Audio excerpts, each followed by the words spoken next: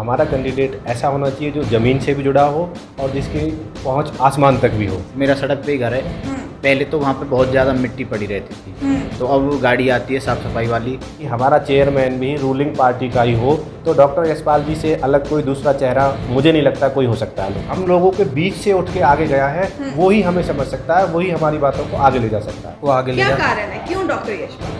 Madam एक तो well educated person है और उनका विज़न अच्छा है, पार्टी में पहले से भी वो काम कर रहे हैं। देश को पढ़ा लिखा नेता चाहिए, गांव को पढ़ा लिखा चेयरमैन चाहिए। तो वो पढ़ा लिखा नेता चेयरमैन किस तरह का होना चाहिए, वो भी कुछ ऐसे लोगों के पास जाके बात करने का दिल किया कि जो कुछ ना कुछ पढ़े लिखे हो, जानते हो। तो उसी प्रकार से हम पहुँचे हैं, कुछ स्टॉक एनालिस्ट हमारे साथ खड़े हैं जो कहीं ना कहीं मैं कह सकती हूँ अच्छे शब्दों के साथ बयान कर सकते हैं कि अच्छा उम्मीदवार क्या होता है। सबसे पहले अच्छे उम्मीदवार की क्या क्या रिस्पॉन्सिबिलिटीज़ होती हैं। नमस्कार, क्या नाम है? शेखर नाम है मेरा। जी शेखर जी, क्या लगता है एक अच्छा उम्मीदवार क्या होता है चेयरमैन पद के लिए, अपने शहर के लिए, गांव के लिए?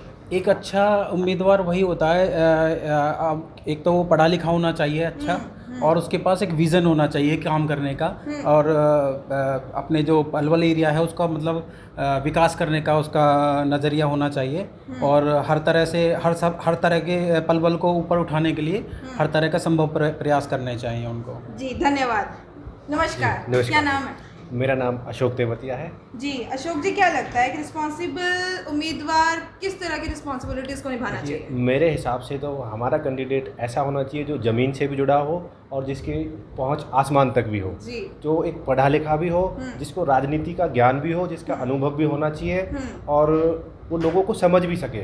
जो हम लोगों के बीच से उठ के आगे गया है, वो ही हमें समझ सकता है, वही हमारी बातों को आगे ले जा सकता है। जी, ये तो आपने बात की कि उम्मीदवार किस तरह का होना चाहिए, जिम्मेदारियां किस तरह की होती है जब राजनीति में वो पैर रखता है। राजनीति में आने के बाद कई बदले, कई ज़मीनी स्तर से जुड़े थे, पर वो आसमान की लहर में उड़ते उड़ते गायब भी हो गए। तो क्या लगता है पलवल शहर में पिछले 10 सालों की राजनीति किस तरह की रही? देखिए, पलवल शहर में राजनीति का जो दौर रहा है वो इस बार थोड़ा पॉजिटिव आया है। नहीं तो अब तक जो भी होता था, पलवल हमेशा विपक्ष में ही बैठा रहा है। जब भी जो सरकार आती है तो हमारा विधायक या हमारे जो चेयरमैन है वो दूसरे अपोजिट पार्टी के होते हैं। ये पहली बार ऐसा मौका आया है कि जब हमारी ऊपर से नीचे तक सरकार भी एक है, और इस बार हमें जो कैंडिडेट, जो भी हमारी उम्मीद है, जिससे जो भी हमारा कैंडिडेट है, हमें उम्मीद है कि इस बार सब कुछ एक ही उसमें रहेगा, एक ही पार्टी का रहेगा। सरकार एक बता रहे हैं, उम्मीदवार अगर काम ही ना करें फिर क्या? जो भी पार्टी फैसला लेगी वो ऐसे उम्मीदवार पर फैसला लेगी जो जिसका पिछला रिकॉर्ड अच्छा होगा, जिसने अपनी पिछली जिम्मेदारियां अच्छे से निभाई होंगी। एक कर्मठ उम्मीदवार को ही आगे लाया जाएगा और उसी को हम लोग सपोर्ट करेंगे। आप कह रहे हैं अच्छा उम्मीदवार, अच्छी सरकार, तो क्या अच्छे काम हुए पिछले सालों में? आप कह रहे हैं इस बार आप केंद्र सरकार, राज्य सरकार सब एक है, चेयरमैन भी एक ही सरकार का बना, बीजेपी से बना, किस तरह के काम हुए? इस बार जो हमने एक विशेष परिवर्तन देखा वो साफ सफाई को लेकर देखा है। अभी हर किसी भी वार्ड में आप पलवल के में चले जाइए, हर रोज़ सुबह म्युनिसिपालिटी की गाड़ी आती है, वो हॉर्न मारती है, लोग घरों से भी कूड़ा डालते हैं, और जो सार्वजनिक जगह पे कूड़ा पड़ा रहता है उसको उनके खुद के जो स्वीपर हैं वो भर के लेके जाते हैं। जी क्या नाम है? रवि नाम है जी। रवि जी, जिस तरह ये तस्वीरें बता रहे हैं, कूड़े वाला आता है, उठा के लेके जाता है, क्या ये सच्ची तस्वीर है? बिल्कुल सच है जी ये। और क्या क्या तस्वीरें देख रहे हैं आप पलवल में? मैं भी रसूलपुर रोड पे रहता हूँ जी, तो मेरा सड़क पे ही घर है। पहले तो वहाँ पे बहुत ज़्यादा मिट्टी पड़ी रहती थी, तो अब गाड़ी आती है साफ़ सफाई वाली, वो मिट्टी साफ़ करते हैं, कूड़े वाले भी आते हैं, नालियाँ भी साफ़ करते हैं। हमारे यहाँ नाली टूटी हुई थी जी, वो भी बनवाई है। बहुत काम हुए हैं जी। नमस्कार, क्या नाम है? नीरज। नीरज जी, क्या लगता है आने वाले 5 साल किस तरह से देखते हैं पलवल? देखो जी, आने वाले 5 साल में ऐसा होना चाहिए जैसे अभी पलवल ने काफ़ी कुछ तरक्की की है, तो हम कोशिश ये करेंगे जो भी हमारा उम्मीदवार होगा उसको थोड़ा और ऊपर लाएं। उम्मीदवार होगा, कौन होगा उम्मीदवार, कौन होना चाहिए? एक जो पढ़ा लिखा बंदा हो और जो अपने शहर को एक ऊंचे लेवल पे ले जाए। पढ़े लिखे की बात करें, कौन है शहर में पढ़ा लिखा? देखिए, अभी जो नया नाम सामने आ रहा है, बीजेपी रूलिंग पार्टी है, उसकी तरफ से डॉक्टर यशपाल जी जो एक डॉक्टर है, उनकी वाइफ भी डॉक्टर है, वो क्वालिफाइड है और हम लोगों के बीच से ही गए हैं। राजनीति का भी अच्छा अनुभव है और जो हम लोग जो चाहते हैं कि हमारा चेयरमैन भी रूलिंग पार्टी का ही हो, तो डॉक्टर यशपाल जी से अलग कोई दूसरा चेहरा मुझे नहीं लगता कोई हो सकता है लोगों के पास। डॉक्टर यशपाल जी का नाम ले रहे हैं, क्या लगता है और भी कोई उम्मीदवार है आपके इस जगह पर? नहीं मैम, डॉक्टर यशपाल ही जो है चेयरमैन पद के उम्मीदवार हैं भारतीय जनता पार्टी से, वही इसको आगे ले क्या जा। कारण है, क्यों डॉक्टर यशपाल?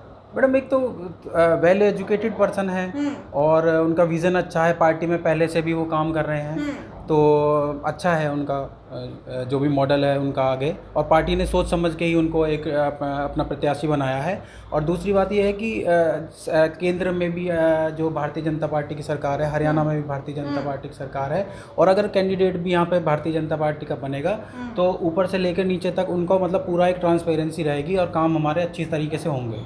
बात करें केंद्र में भी भाजपा, साथ में देश की भी सरकार भाजपा, तो आम आदमी पार्टी की भी लहर बहुत ज़्यादा है, बीच में हरियाणा, पंजाब, दिल्ली, हवा गुजर सकती है यहाँ से। इसमें दो बातें हैं। आम आदमी पार्टी दिल्ली वालों को, उन्होंने जो हमारे देश में फ़िलहाल जो महंगाई बढ़ रही है वो मेरे हिसाब से तो सिर्फ आम आदमी पार्टी की वजह से बढ़ रही है। ये सभी को मुफ्त, सब कुछ मुफ्त देते हैं, बिजली मुफ्त, पानी मुफ्त, राशन मुफ्त, सब कुछ मुफ्त। मुफ्त नहीं चाहिए। उस मुफ्त के चक्कर में हम जैसे जो मध्यम वर्ग के जो लोग हैं उनको भुगतना पड़ता है, क्योंकि जो अपर क्लास है उसको कोई फ़र्क नहीं पड़ना। लोअर क्लास आराम से मुफ्त में लेती है और घर बैठ रहती है। उनके घरों की शांति इस मुफ्त के खाने की वजह से भंग हो चुकी है। वो लोग सिर्फ बैठे बैठे नशे की लत पड़ गई है उनको, क्योंकि सब कुछ सरकार से फ्री मिल जाता है, काम करने की ज़रूरत नहीं है। और जो मध्यम वर्ग है जो पहले से ही कमा रहा है, अपना गुजारा कर रहा है, और गुजारा करने के बाद जो बचता है उसको टैक्स देता है, उस टैक्स के पैसे का सरकार विकास में लगाने की बजाय मुफ्त में बांट देती है, जिससे और ज़्यादा महंगाई जो बढ़ रही है ये सिर्फ आम आदमी पार्टी की वजह से बढ़ रही है।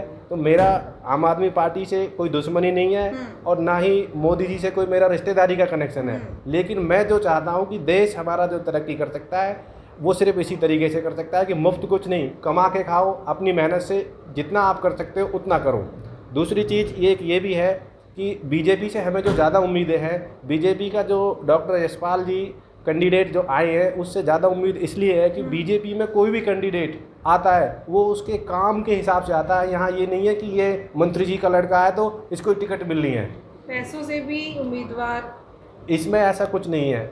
जैसा कि दूसरी पार्टियां हैं आपकी, मैं चलो कांग्रेस का ही नाम ले देता हूँ, वैसे तो उन्होंने हथियार डाल दिए हैं, उन्होंने कोई कैंडिडेट ही नहीं उतारा है। वो तो ज़मीनी स्तर में आए ही नहीं। दूसरा उनका क्या है कि भाई ये मंत्री जी हैं, निश्चित सी बात है इनका बेटा ही बैठना है इस पर, चाहे दूसरा कैंडिडेट, दूसरा आदमी कितना ही मेहनत कर ले, कितना ही वो लायक हो, लेकिन वो उस मंत्री का बेटा नहीं है, वो पद बैठ ही नहीं सकता। तो इसमें क्या है कि जो ये परिवार वाला जो सिस्टम है वो बीजेपी में नहीं है। यहाँ जो काम करेगा, जो लायक होगा, उसको ही आगे बढ़ने का मौका मिलेगा। जी बहुत बहुत धन्यवाद। तो देखिए ये कुछ थी बातचीत पढ़े लिखे लोगों से कि आखिरकार किस तरह का वो अपना शहर देखते हैं, किस तरह का विकास देखते हैं। आगे चलते हैं, सर्वे जारी है और भी लोगों से बात करते हैं किस तरह से वो पलवल शहर की तस्वीरें बदलते हुए देखना चाहते हैं।